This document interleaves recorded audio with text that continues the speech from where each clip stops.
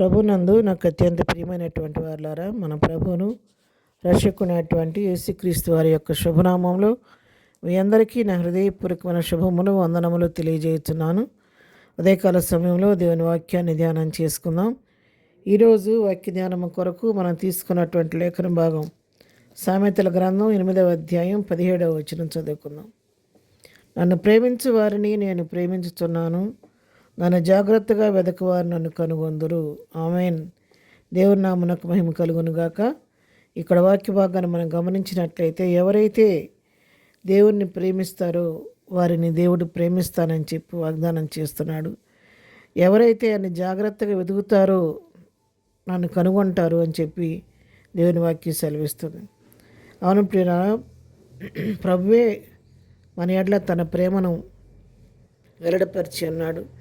ఎట్లనగా మనం ఇంకనో పాపులమై ఉండగానే ఆయన మన కొరకు సిలువ బలియాగం చేసి మన విమోచన కొరకు, మన రక్షణ కొరకు, మరి ఆయన మనం పొందవలసిన శిక్షను మనకు బదులుగా తను పొంది మనకు రక్షణ ఇచ్చి తన ప్రేమను మొదటగా మన పట్ల తను వెల్లడి చేశాడు.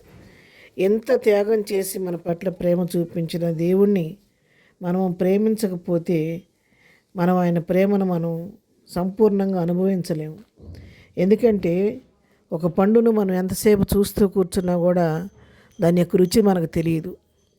ఎప్పుడైతే ఆ పండుని తీసుకొని మనం తినటం ప్రారంభిస్తామో ఆ పండులోని రుచిని, మాధుర్యాన్ని మనం అనుభవించి దాని ద్వారా తగిన శక్తిని, బలాన్ని మనం పొందుకుంటూ ఉంటాం.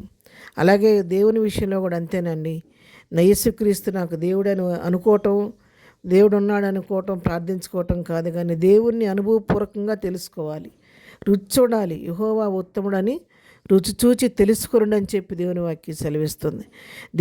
దేవుని ప్రేమని మనం రుచి చూచి తెలుసుకోవాలి.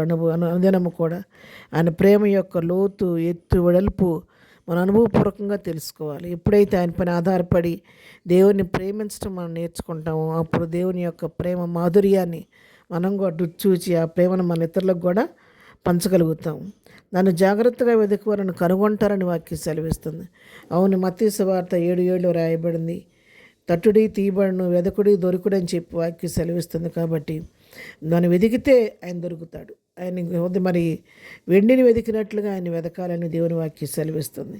దీనివల్ల లాభం ఏంటండి? ఆయన వెతకటం వలన, ఆయన కనుగొనటం వలన మనకు కలిగే లాభం ఏంటని మనం ఆలోచించినట్లయితే సామెత 8వ అధ్యాయం 35వ వచనం మనం చూస్తే, నన్ను కనుగొనువాడు జీవమును కనుగొనను, యెహోవా కటాక్షము వానికి కలుగును. ఎవరైతే వెతికి ఆయన కనుగొంటారో వారు జీవాన్ని పొందుకుంటారు.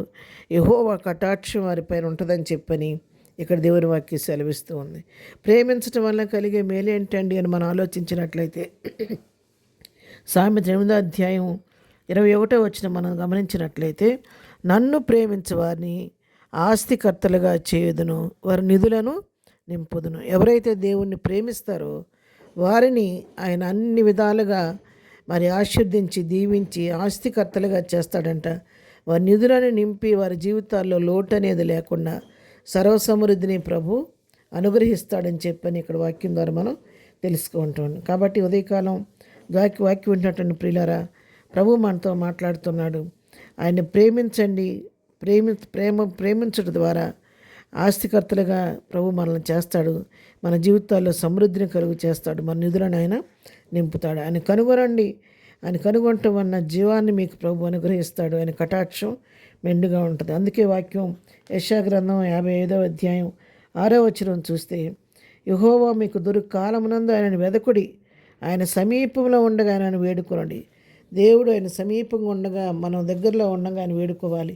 ఎందుకంటే ఒక దినాన మనం వెతికినా కూడా ఆయన కనబడినంత దూరం వెళ్ళిపోయే పరిస్థితులు ముందు రాబోతాయి. కాబట్టి ప్రభు సమీపంగా ఉండగానే ఆయన వెదకి ఆయన కృపని కనుగొందాము. అటు కృప ప్రభు మనకందరికీ దయచేయనుగాక. ఆమెన్. దేవుని ప్రేమగలిగిన తండ్రి, పరిశుద్ధుడా, నీ పాదములకు వందనాలు. ఉదయకాల దీవులతో ప్రతిబిడ్డను నింపి దీవించి ఆశీర్దించండి. ప్రతి వారి అవసరక్కర్ నామలో తీర్చండి. బలహీనలు ముట్టి స్వస్థపరచండి. ఈ దినం చేయి ప్రయాణాల్లో పనిపాట్లలో మీరు తోడుగా ఉండండి నాయన. ఏదైనా బర్త్డే మ్యారేజ్ చేసుకున్న బిడ్డలను దీవించి ఆశీర్దించండి. వారి అవసరం అక్కలు మీ నామలో తీర్చండి నాయన. ఎవరికి ఏ సమస్యను మీ నామలో పరిష్కరించండి.